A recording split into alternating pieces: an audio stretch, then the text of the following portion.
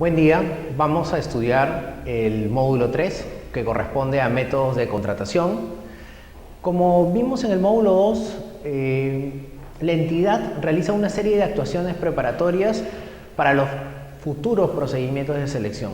Lo que nos corresponde ahora es ver estos procedimientos de selección o métodos de contratación que recoge la Ley de Contrataciones y su reglamento.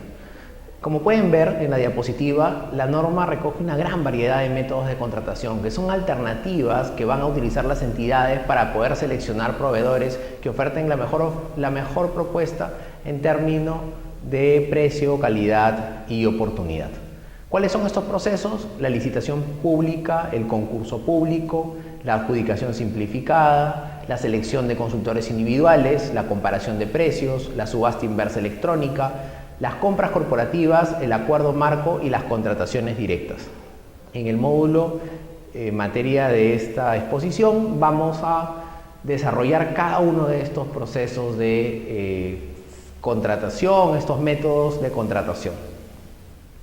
Como ya habíamos mencionado en el módulo anterior, los procesos, el criterio que se utiliza para determinar los procesos de selección o los métodos de contratación es el monto principalmente y el objeto. Entonces, estamos frente a una licitación pública cuando nuestro objeto es la adquisición de bienes o la contratación de obras por un monto, en el caso de bienes igual o mayor a 400.000 y por el caso de obras igual o mayor a 1.800.000 soles.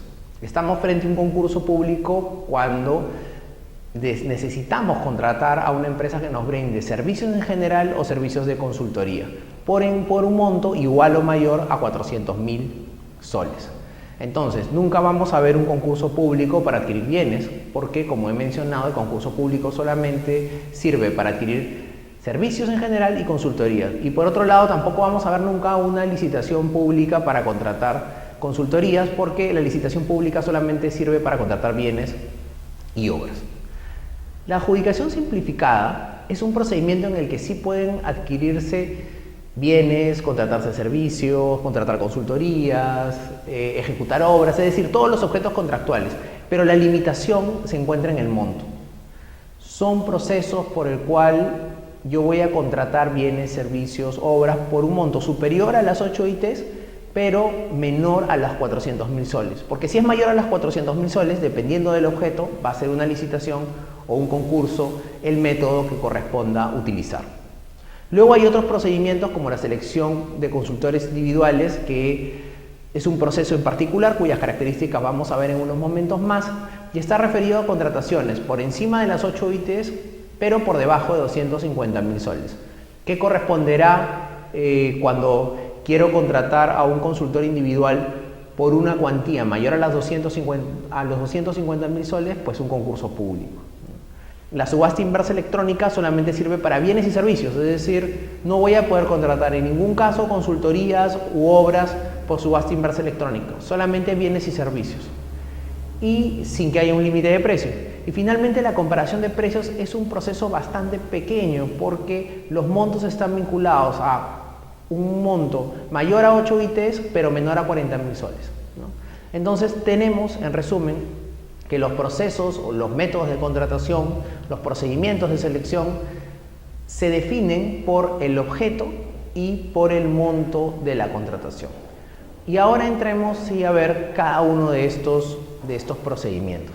Vamos a comenzar viendo la licitación pública, el concurso público y la adjudicación simplificada. Hemos agrupado estos tres procedimientos o métodos de contratación porque comparten la misma naturaleza, es decir, el proceso que se utiliza cuando corresponde utilizar estos métodos de contratación, el procedimiento es el mismo, solo que cada uno de estos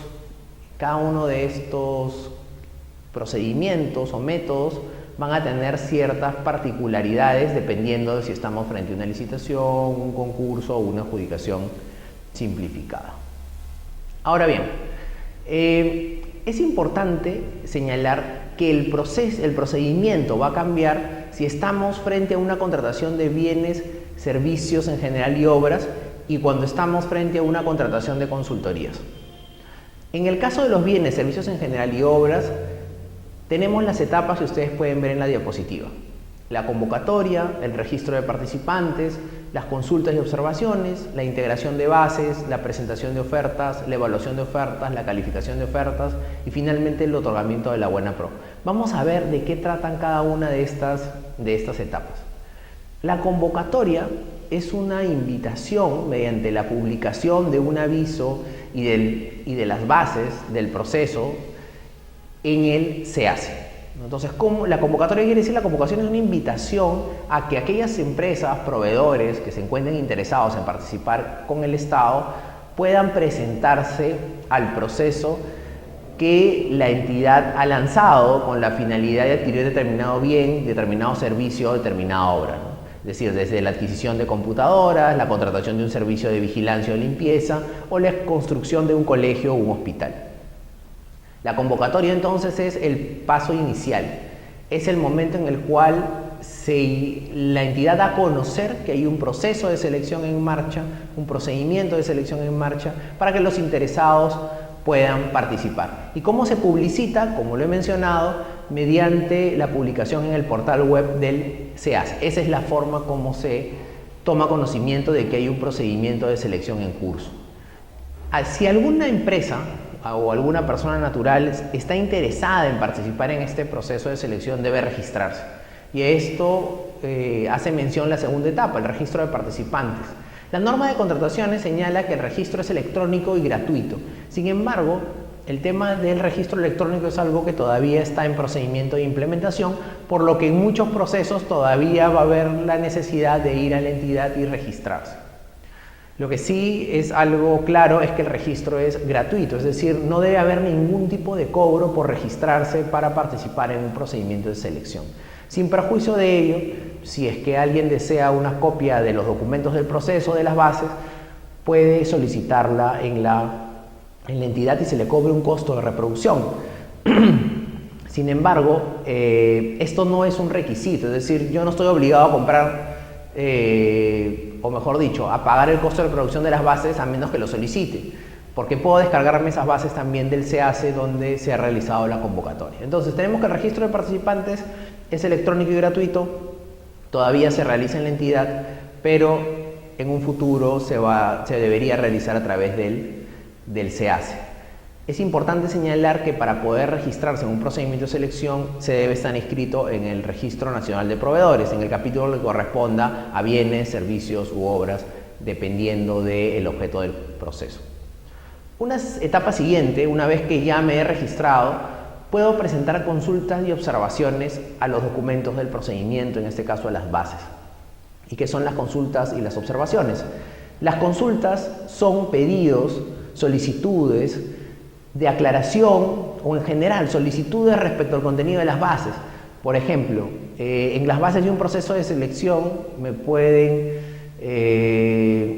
establecer como un factor de evaluación una garantía comercial. Sin embargo, a mí no me queda claro cuáles son las condiciones de esta garantía comercial. Es decir, yo como proveedor, una vez que vende el bien, si es que hay un desperfecto, ¿en cuántos días debo responder? Si debo cambiar el bien, si debo arreglarlo. Todas esas dudas las puedo plantear en esta etapa de consultas. Entonces, las consultas son pedidos al comité de selección o al órgano encargado de las contrataciones a fin de que se aclare algún punto que sea ambiguo u oscuro.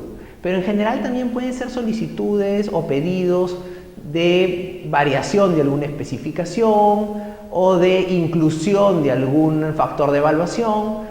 Por ejemplo, la entidad puede estar comprando mesas de madera. Yo le puedo preguntar mediante una consulta si es que es posible que yo oferte mesas de melamina, que es un material distinto. Bueno, la entidad me responderá si es que corresponde o no corresponde aceptar la propuesta que le estoy planteando. Entonces, las consultas son solicitudes de aclaración o pedidos en general respecto a algún tema que considero pertinente incorporar a las bases o excluir de las bases. Las observaciones, a diferencia de las consultas, sí expresan una ilegalidad. Es decir, yo como participante advierto que en las bases hay una ilegalidad, existe una disposición que es contraria a la normativa de contrataciones o en general a una directiva del OCE y solicito que se cambie porque se está afectando el procedimiento. Por ejemplo, se establece como un factor de evaluación la experiencia del postor, cuando la norma de contrataciones dicen que la experiencia del postor, en el caso de bienes, puede ser un factor o un criterio de calificación. Advierto que hay una ilegalidad. O en un procedimiento en el que vamos a suscribir un futuro contrato, no se ha establecido en las bases la proforma del contrato, entonces yo no sé qué documento voy a firmar. Como se advierte, estas situaciones que planteo son irregularidades porque transgreden la normativa de contratación. Entonces, mediante las observaciones, lo que se realiza, a diferencia de lo que ocurre con las consultas, que son pedidos y solicitudes, es un cuestionamiento. En las observaciones hay un cuestionamiento y un cuestionamiento de carácter legal porque responden a una irregularidad de la norma. Es decir, en las consultas es un pedido aclaratorio, es un pedido en general que no tiene un respaldo normativo. En las observaciones sí, ¿no? Las observaciones sí. Ahora, cuando la entidad no acoge las observaciones que yo planteo, es decir, considera que mi sustento no es suficiente como para tomar en consideración la observación que he realizado, en el caso, vamos a ver eso en el caso de la licitación y el concurso, el participante tiene la posibilidad de elevar estas observaciones, es decir, de someter estas observaciones a una revisión ante el OCE. Presenta una solicitud ante la entidad y la entidad tiene la obligación de elevar estas consultas al OCE para que el OCE, mediante un pronunciamiento, un documento que se denomina pronunciamiento, las absuelva. El pronunciamiento del OCE es un pronunciamiento en última instancia, es decir, luego de eso no cabe ninguna acción, otra acción administrativa ni ninguna acción judicial. Bueno, habiéndose presentado consultas de observaciones o sin que se hayan presentado, o si es que se emitió un pronunciamiento porque hubo una elevación o no, no es obligatorio que haya una elevación, es una facultad que tienen los participantes, vamos a pasar a la siguiente etapa, que es la etapa de integración de bases.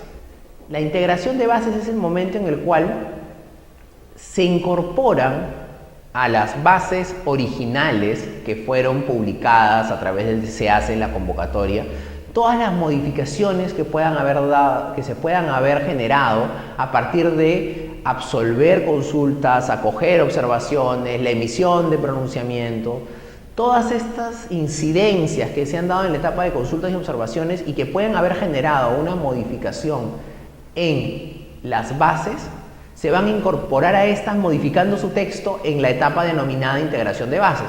Entonces, el resultado de la integración de bases es subir en el SEACE, donde se registran todos los documentos del procedimiento, las bases integradas. ¿Cuáles van a ser? Las bases modificadas luego de la etapa de consultas y observaciones y si hubo o no hubo pronunciamiento. Ahora, alguien me podría decir, ¿y qué ocurre si no hubieron consultas ni observaciones? Bueno, igual es necesario colgar las bases integradas, pero las bases integradas tendrán el mismo texto que el de las bases originales. Luego de que las bases han sido integradas, las bases integradas son las reglas definitivas del proceso porque luego ya no las voy a poder modificar. Y son el insumo o son la base que van a utilizar los participantes para poder presentar sus ofertas, ¿no? Y esa es la siguiente etapa a la que vamos a referirnos, la etapa de presentación de ofertas. La etapa de presentación de ofertas, en el caso de bienes, servicio en general y obras, se realiza en un solo sobre, ¿no? Vamos a ver en un momento más en detalle esta etapa de la presentación y la evaluación de las ofertas, que es lo que viene después. Se presentan las ofertas, se evalúan las ofertas y solamente al postor que ocupa el primer lugar luego de la evaluación se le califica su oferta. Y luego de la calificación se otorga la buena pro. Entonces, vamos a hacer un repaso de todas esas etapas que vemos en el procedimiento, porque al final del día un procedimiento es un conjunto de etapas que tiene como objetivo seleccionar la mejor propuesta. Entonces, ¿cuáles son las etapas de este procedimiento que tiene como objetivo seleccionar la mejor propuesta? Primero, hacer una convocatoria a fin de que los proveedores interesados puedan participar. En segundo lugar, que se registren. En tercer lugar, que presenten consultas y observaciones respecto de los aspectos de las bases que no les queden claros, que requieran ser modificados o que presenten ilegalidades, que se integren estas consultas y observaciones a las bases y con esas reglas definitivas se presenten las propuestas que van a ser evaluadas, calificadas y luego de lo cual se va a otorgar la buena pro al postor que oferte la mejor propuesta en términos de precio, calidad y oportunidad. Esas son las etapas de del procedimiento de selección para la adquisición de bienes, contratación de servicios en general y obras. Recuerden que estamos hablando de tres procesos de manera simultánea, ¿no? Tanto de la licitación, del concurso, como la adjudicación simplificada, porque comparten la misma naturaleza. La licitación, el concurso y la adjudicación simplificada tienen estas etapas cuando se trata de bienes, servicios en general y obras. Estas son las etapas, estos son los momentos para los tres procesos. Vamos a ver hacia el final cuáles son las particularidades de cada uno de estos procedimientos. Pero quería detenerme en dos momentos importantes, que es la forma de calificación y evaluación de ofertas en este tipo de procesos para la adquisición de bienes, servicios en general y obras. En primer lugar, la presentación de ofertas se realiza en un solo sobre, es decir, hay una sola oferta, ¿no? Hay una sola oferta. Esta oferta va a ser abierta y lo que se va a revisar en primer lugar es si se cumple con los requisitos de admisibilidad. ¿Y esto qué quiere decir? Si se cumple con los requerimientos técnicos mínimos, es decir, con los términos de referencia en el caso de servicios en general, con las especificaciones técnicas en el caso de bienes. Ahora, una vez que se ha verificado que se cuentan con estos requisitos mínimos de la propuesta, vamos a pasar a una etapa de evaluación. Es que es interesante porque no calificamos primero la propuesta. Lo primero que hacemos es evaluamos. Evaluamos en base a los factores de evaluación. Como ya hemos visto en el módulo anterior, en el módulo 2, la evaluación, los factores de evaluación establecidos para lo que son bienes, servicios en general y obras pueden ser el precio solamente o el precio y otros factores como plazo de entrega, garantía comercial, entre otros. Supongamos que solamente hemos tomado como factor de evaluación el precio. Si el precio es el único factor de evaluación, lo que vamos a hacer entonces es abrir la propuesta, ver la propuesta económica y ver quién tiene el menor precio. Y a ese es el que va a tener el primer lugar en el orden de prelación, ya que nuestro único factor de evaluación es el precio. Ahora, solamente al postor que ocupe el primer lugar, es decir, al que tiene el precio más bajo, se le aplica los criterios de calificación, que como hemos visto también en el módulo anterior, son capacidad legal, capacidad técnica y experiencia, mínima requerida y experiencia. Entonces, en este procedimiento, que es bastante interesante, tenemos un solo sobre, se abre el sobre, se verifica que se tengan las declaraciones juradas y se cumpla con el requerimiento, luego se evalúa y solo al postor que ocupa el primer lugar se lo califica. Y luego de eso, si es que cumple con la calificación, se le otorga la buena pro. Si el postor que ocupa el primer lugar no cumple con los requisitos de calificación, se pasa a calificar la propuesta del postor que ocupó el segundo lugar y así hasta que encontremos a alguno. Y luego se otorga la buena pro.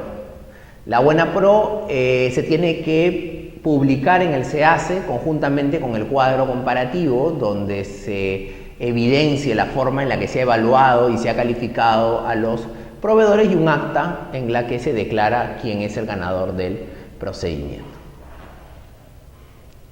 Ahora, para el caso de consultorías, la norma establece otro procedimiento bastante parecido al que hemos visto hace un momento, que es el procedimiento para bienes, servicios en general y obras. En el caso de consultoría también vamos a tener una convocatoria, un registro de participantes, idéntico que en el anterior, etapa de consultas observaciones, igual, integración de bases, presentación de propuestas, pero donde va a cambiar es justamente en este momento.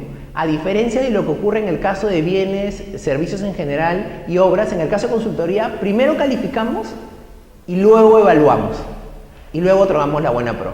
Entonces, en el caso de consultoría tenemos un procedimiento bastante parecido al de bienes, servicios en general y obras, La diferencia es que en este caso primero calificamos y luego evaluamos, y en el caso anterior era primero evaluábamos y luego calificábamos. Pero esta diferencia va a tener algunos matices importantes que hay que resaltar. Por ejemplo, no va a haber un solo sobre, sino van a haber dos sobres. Un sobre que tenga la propuesta técnica y un sobre que tenga la propuesta económica.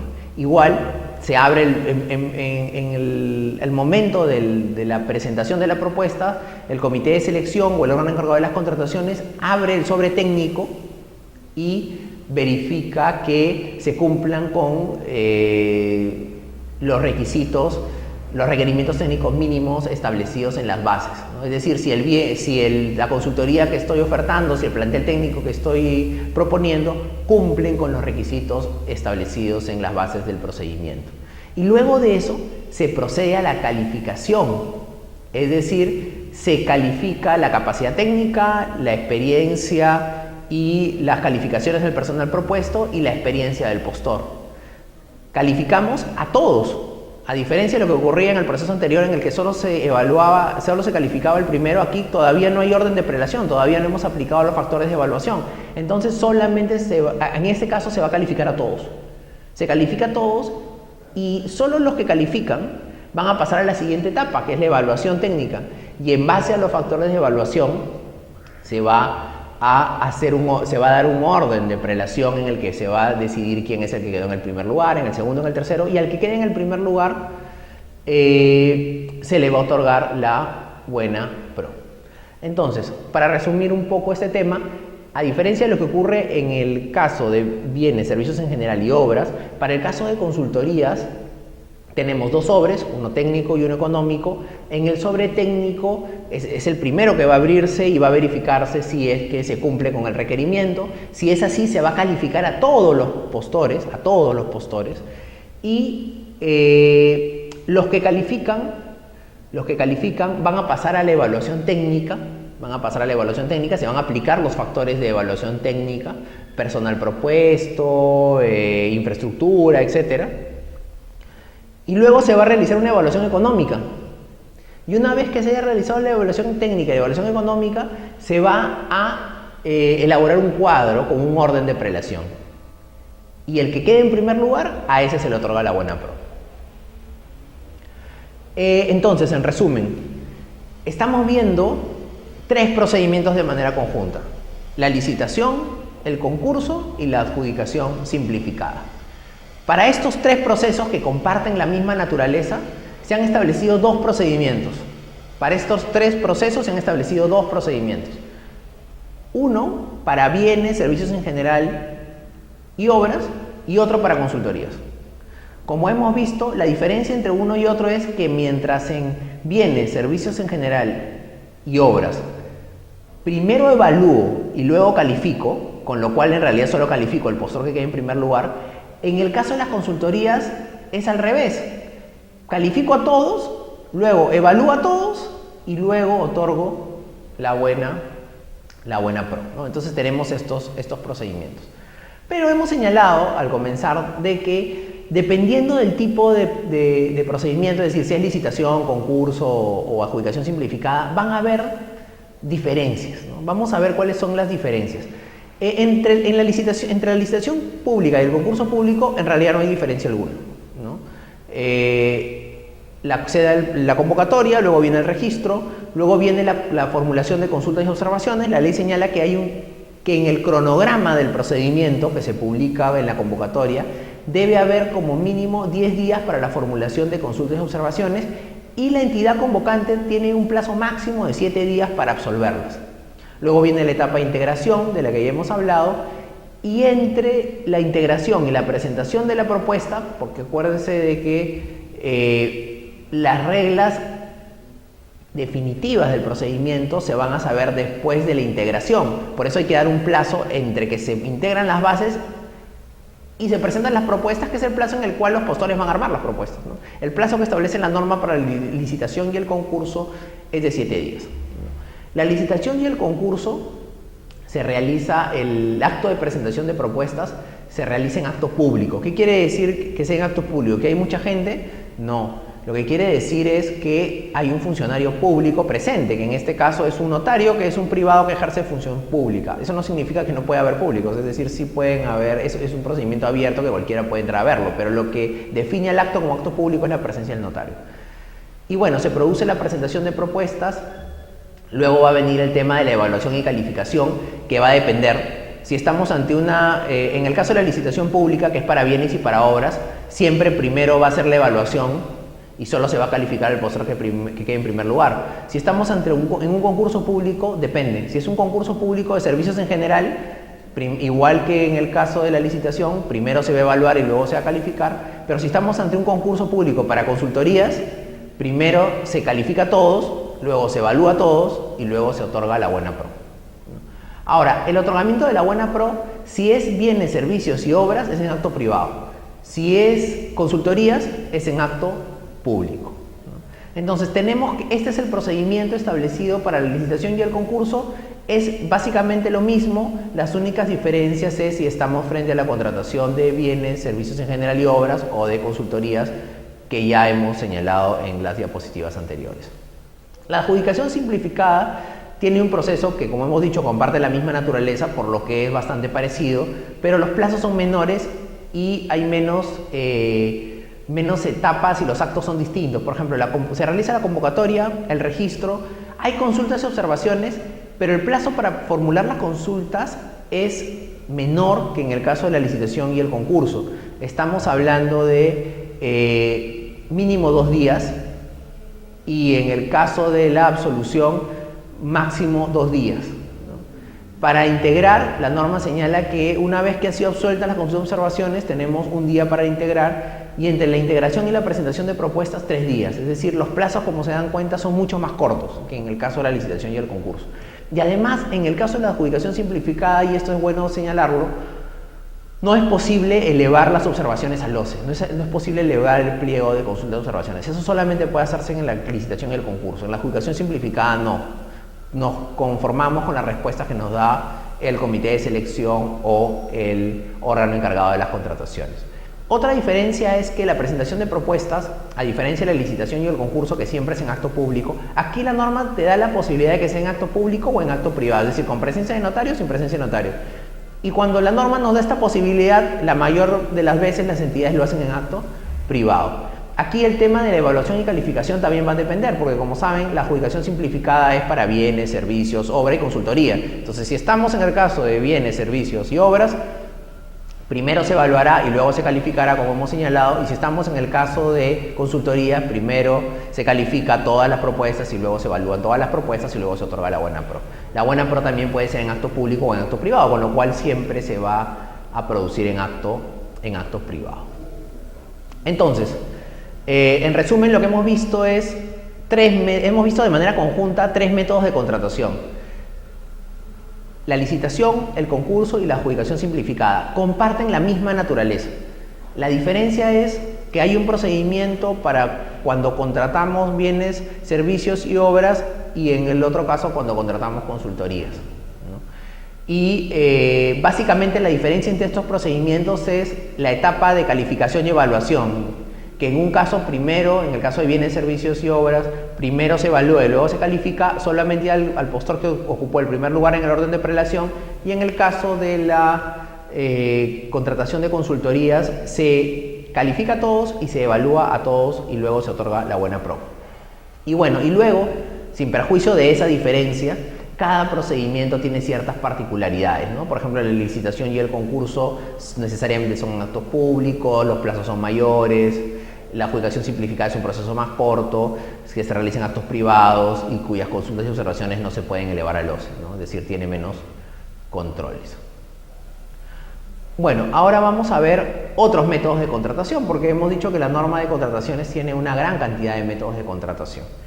Pero estos métodos tienen ciertas particularidades, son métodos bastante especiales, ¿no? Vamos a comenzar con la comparación de precios. Como hemos visto, la comparación de precios es un procedimiento que se utiliza en un rango, en una cuantía bastante limitada o acotada, ¿no? Por encima de las 8 ITs, pero hasta 40.000 soles, ¿no? Es decir, no son para compras grandes, no, son para compras de una cuantía pequeña. y cuáles son las condiciones que tienen que darse para poder utilizar este método de contratación, además del monto, que sea un monto pequeño, para las compras que hace el Estado. En primer lugar, que se trate de bienes de disponibilidad inmediata, fáciles de obtener, una oferta ya establecida por el mercado y no fabricados según descripción, es decir, los bienes ya se comercializan. Yo compro bienes que se transan comúnmente, cuyas características están definidas por el mercado, que se pueden obtener fácilmente, ¿no? En ese caso, el método de contratación por comparación de precios, como su nombre lo dice, simplemente establece la especificación o el término de referencia del servicio y compara propuestas adjudicando aquella que ofrece el precio más bajo, porque en realidad los bienes ya están prácticamente estandarizados, ¿no? Las características de los bienes. Por ejemplo, yo soy una entidad que necesita comprar vasos de vidrio, ¿no? Bueno, los vasos de vidrio para agua, las características, sin importar mucho quién me los comercializa, son bastante similares, por no decir ya están casi estandarizadas, ¿no? Entonces la norma dice, para este tipo de compras de vasos de vidrio, que es una contratación sencilla, que no reviste mayor complejidad, que son bienes de disponibilidad fácil, que no es que los vas a mandar a hacer, sino ya se comercializan en el mercado, puedes utilizar la comparación de precios y simplemente elegir la propuesta más baja. En este caso, para la comparación de precios, la norma da dos posibilidades. Le dice a la entidad, tú puedes hacer tus averiguaciones directamente a través de páginas web, vía telefónica, hacer un informe y adjudicar directamente la buena pro al que, de acuerdo a tus investigaciones, a tus indagaciones, sea el postor que te ofrece el bien que requieres a un precio menor. Entonces, yo puedo llamar por teléfono a dos proveedores, entrar a la página web de un tercero, visitar a un cuarto, hacer un informe en cuanto a las condiciones de la venta y a los precios y adjudicar directamente la buena pro. La otra posibilidad que establece la norma respecto a la comparación de precios es que publique una solicitud de cotización para que los interesados se presenten al procedimiento de selección. Y entre los que se presenten, escogeré al que me oferta el menor precio, ¿no? Si hay un solo proveedor, se consiente la buena pro el mismo día, y si hay varios proveedores, tengo que esperar 5 días por si alguien impugna. Entonces, la norma de contrataciones me da dos posibilidades. O realizo indagaciones yo directamente como órgano encargado de las contrataciones con un mínimo de 3 cotizaciones a través de web, correos, llamadas telefónicas, hago un informe y otorgo la buena pro, o lanzo al SEACE estas solicitudes de cotización y espero que los proveedores las presenten, ¿no? Estas son las dos posibilidades. Como hemos visto, en cuanto a monto está bastante acotado, es decir, está bastante limitado, solamente son contratos por encima de los 8 UITs, pero por debajo de los 40.000 soles, y para bienes que ya se comercializan, de disponibilidad inmediata, fácil, cuyas características el mercado prácticamente ya estandarizó. Otro de los métodos de contratación establecidos en la normativa de contrataciones es la selección de consultores individuales, ¿no? La selección de consultores individuales es un proceso también particular, bastante específico, porque sirve para cuando voy a contratar a un consultor, ojo que no es consultor de obra, es decir, no puedo contratar mediante este método a alguien que va a elaborar un expediente técnico o va a hacer una supervisión de obra. O sea, nos hablamos de otras consultorías. Sí puedo contratar a alguien para que haga un perfil, una factibilidad, para que me interprete una norma, para, en general, cualquier tipo de consultoría. Sin embargo, hay ciertos requisitos, además del monto que hemos visto en el cuadro que vimos al comienzo del módulo, además de los límites del monto, por encima de las 8 ITs, pero no mayor a 100.000, tiene que ser la contratación de un consultor, persona natural, que trabaja solo. Es decir, no puede tener un equipo de gente, un grupo, no. Se contrata a un consultor individual, es decir, a una persona natural, dentro del rango de la cuantía establecida en la ley, de acuerdo a lo que establece la ley de presupuesto público para el año en el que se ejecuta el presupuesto. Ahora, ¿cuál es el procedimiento para contratar a este profesional que va a realizar la consultoría? Bueno, se convoca, se registran los participantes y luego, una vez que se han registrado los participantes, se les da 5 días para que presenten sus expresiones de interés en un sobre cerrado, ¿no? Se califica y se evalúa. En realidad hay 3 factores de evaluación que se tienen que tomar en cuenta, y es más, la norma de contrataciones no solamente establece cuáles son los factores de evaluación, sino además establece cuáles son los puntajes que le corresponden a cada factor, que son 3: experiencia en la especialidad, entrevista y calificaciones, ¿no? Grados académicos, especializaciones, ¿no? Y luego se otorga la buena pro y se publica en el SEACE. Entonces tenemos un procedimiento bastante ad hoc que es para un tipo de contratación bien específico: persona natural para que realice consultoría. Para ese caso, publico mi solicitud de expresiones de interés, espero que se registren, que las presenten, los califico y los evalúo en base a 3 criterios: experiencia, entrevista y calificación. Yo otorgo la buena pro. En este caso no hay alguien me dirá: oye, ¿y dónde está en este procedimiento el análisis de la propuesta económica? Aquí no hay análisis de la propuesta económica porque la entidad establece un precio para la consultoría. Por ejemplo, yo necesito un consultor para que me elabore un perfil y lo que voy a pagar es 80.000 soles. Si tú presentas tu expresión de interés es porque consideras que cumples con los requisitos, que puedes realizar el servicio por el precio que te está solicitando la entidad. Es decir, no puedes pedir más, no es una competencia respecto del precio. Los criterios que van a servir para definir a este consultor son la experiencia, la entrevista y la calificación, ¿no? Entonces estamos en un procedimiento creado para un supuesto específico. Otro procedimiento es la subasta inversa electrónica.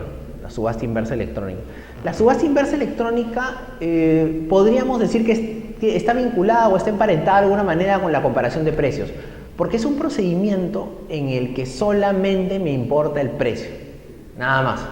Sin embargo, a diferencia de la comparación de precios, en el que la entidad que decide cuándo un bien puede ser objeto de una comparación de precios, lo cual tiene que desarrollar un informe, en la subasta inversa electrónica va a ser, bueno, es el OCE en la actualidad y va a ser Perú Compras, conforme se vaya implementando, quien decide qué bienes son objeto de subasta inversa. Una vez que un bien se le haya aprobado una ficha técnica para subasta inversa, las entidades obligatoriamente deben contratar ese bien mediante subasta inversa sin importar el monto. Puede ser la adquisición de cemento por 20.000 soles o puede ser la adquisición de arroz por 1.000.000 de soles, no importa el monto.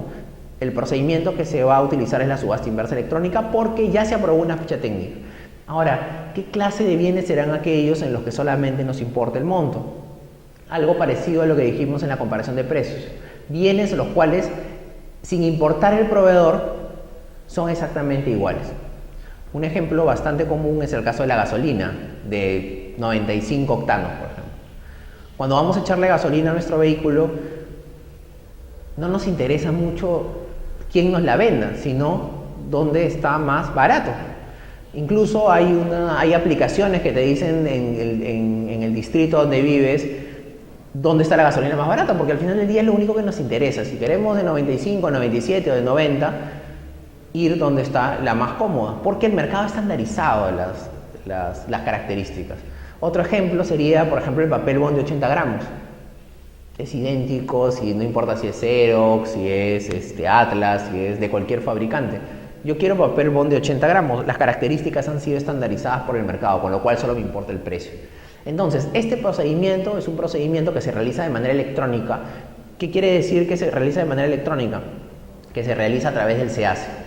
Cuando un proveedor se inscribe en el Registro Nacional de Proveedores, le dan un código a través del cual puede ingresar al SEACE y es a través del SEACE que se registra, que presenta sus ofertas y se realiza la apertura de las ofertas, que en realidad son declaraciones juradas y documentos que se van a ir escaneando y enviando y subiendo al sistema que la entidad va a evaluar, y la oferta se coloca en el sistema. Todo se realiza a través del SEACE, ¿no? Entonces, en la subasta inversa electrónica Tenemos, que es un procedimiento para bienes que por el OCE actualmente y por Perú Compras en un futuro cercano tienen una ficha técnica. ¿Y por qué tienen una ficha técnica? Porque están estandarizados por el mercado.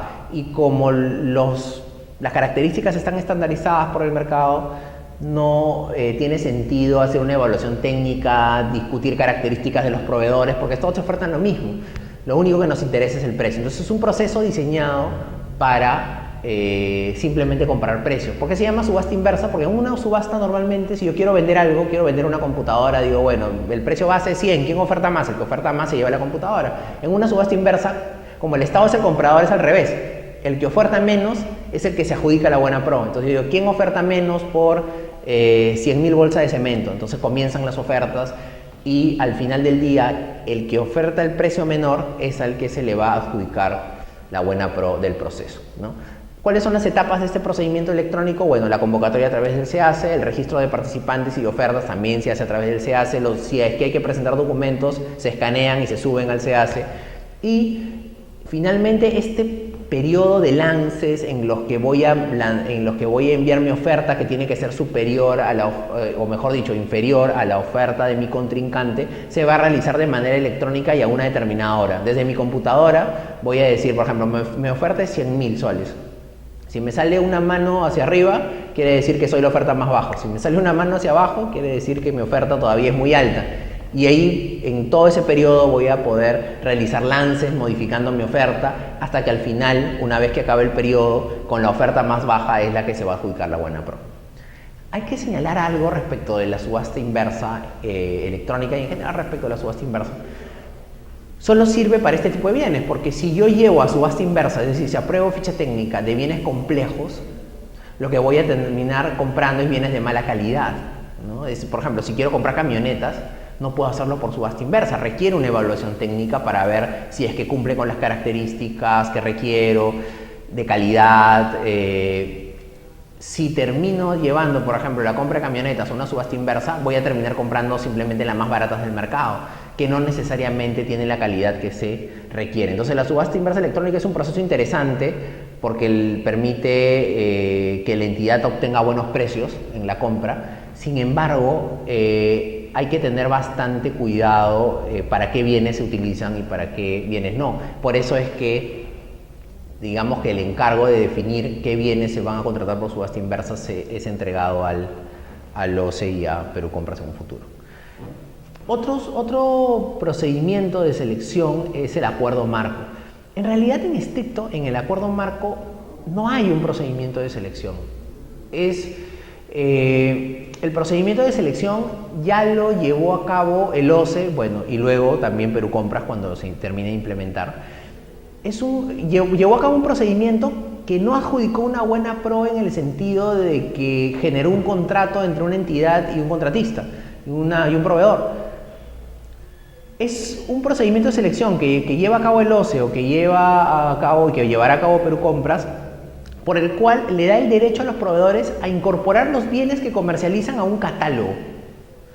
Es decir, si yo gano la buena pro de un procedimiento de selección convocado por el OCE o por Perú Compras en el futuro para la celebración de un acuerdo marco y cumplo con los requisitos, celebra el acuerdo marco, eso no me da derecho a que nadie me compre nada. Lo único que me da derecho es a que mis bienes se incorporen al catálogo. Ahora, ¿qué puedo vender yo? Por ejemplo, útiles de escritorio. Puedo vender lapiceros, lápices, borradores, ¿no? Entonces, si yo soy favorecido con la buena pro en el procedimiento de selección convocado por el OCE o por Perú Compras, lo que voy a hacer es tener el derecho a incorporar mis bienes al catálogo. Pero lo interesante de esto, porque puede decir, ¿y qué gano yo incorporando los bienes al catálogo? Lo interesante es que las entidades, cuando hay un acuerdo marco vigente, tienen la obligación de comprar del catálogo.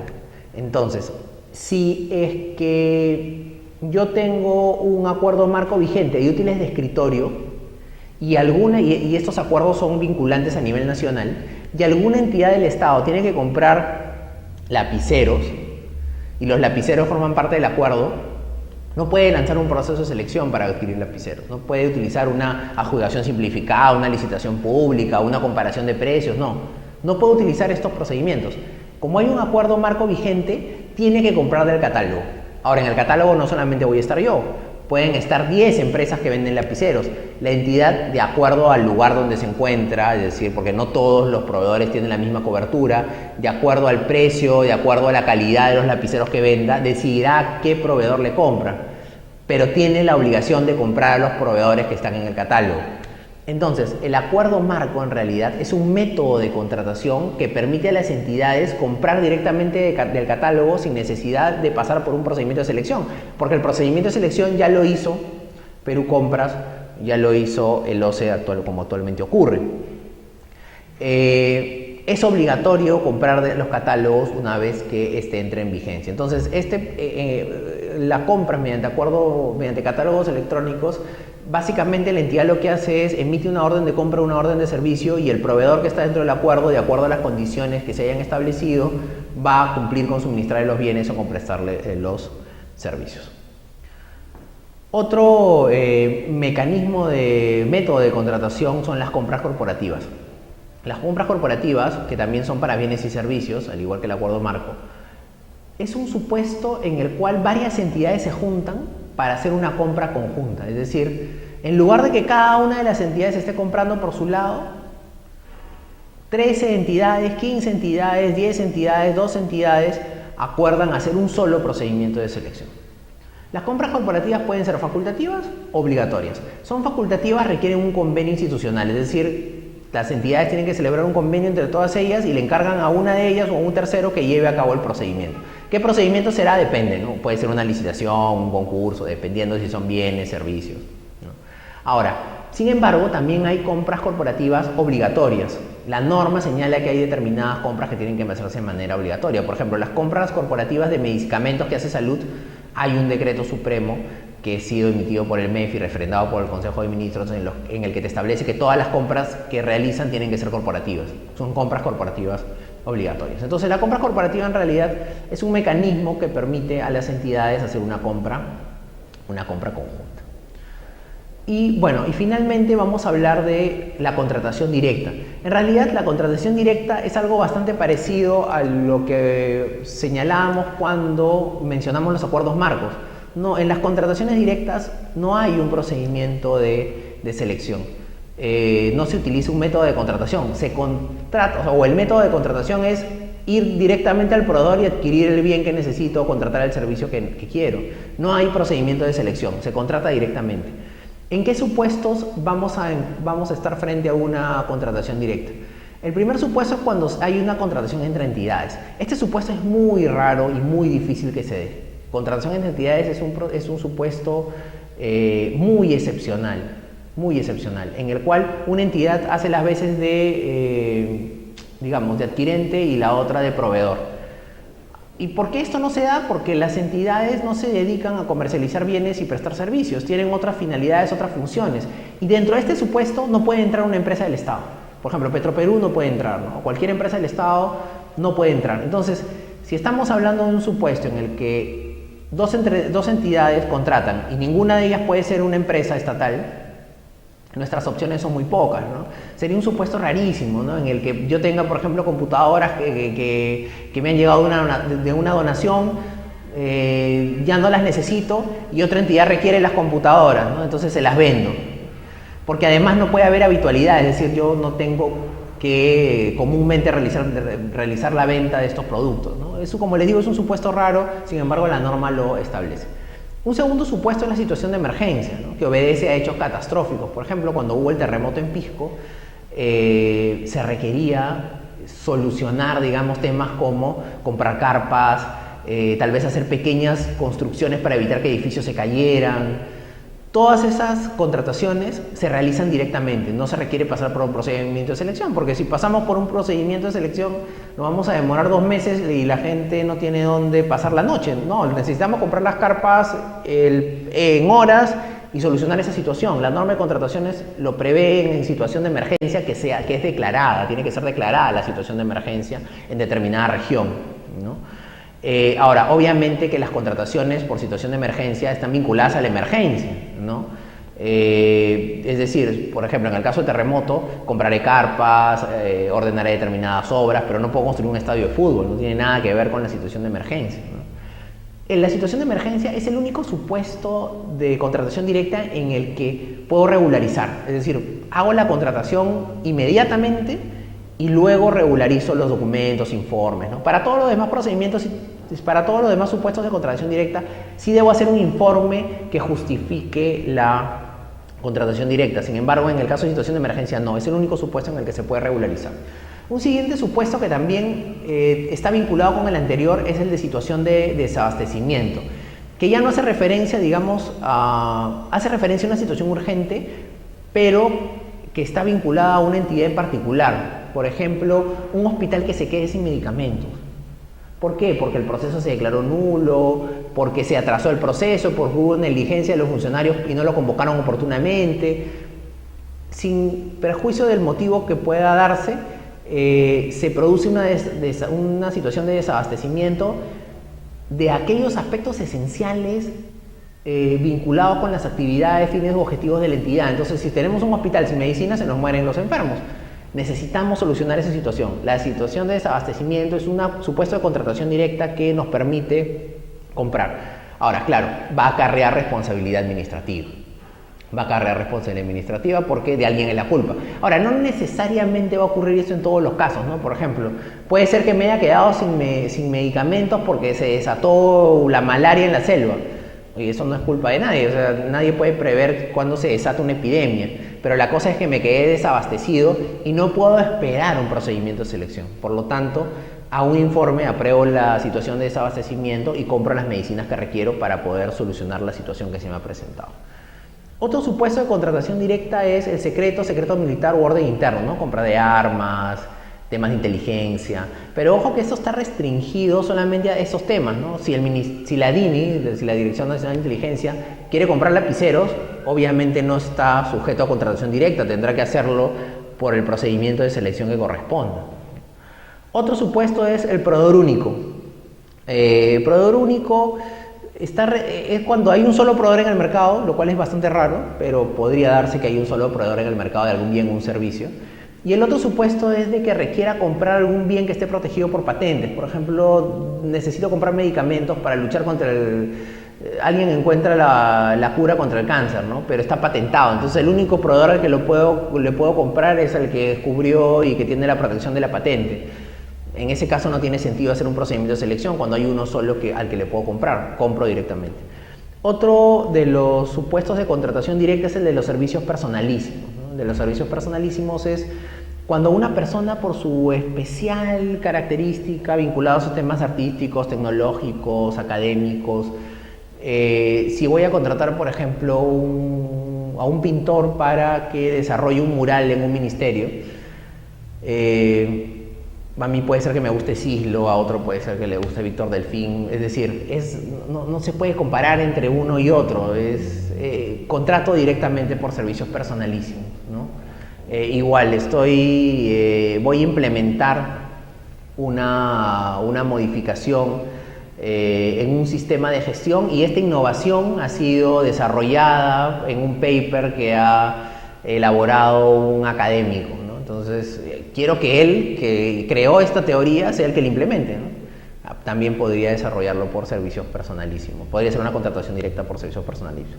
La publicidad que coloca el Estado en medios de comunicación, radio, televisión, también se contrata directamente, ¿no? Esto sí, en realidad es una decisión que no tiene mucha justificación.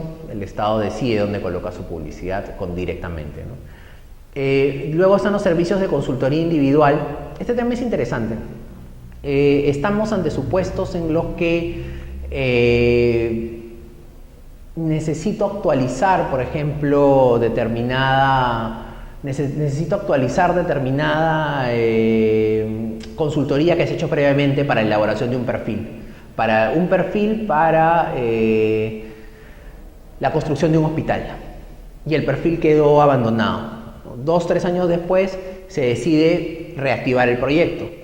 En lugar de convocar un proceso y traer un nuevo consultor, lo que puedo hacer es una contratación directa de un consultor individual para que actualice el proyecto o lo modifique. Otro supuesto de contratación directa es cuando se adquieren bienes y servicios con fines científicos, tecnológicos vinculados con el tema de la innovación. El tema de la innovación es algo que se quiere impulsar, que se quiere desarrollar a propósito de todo este tema del desarrollo productivo del país, ¿no?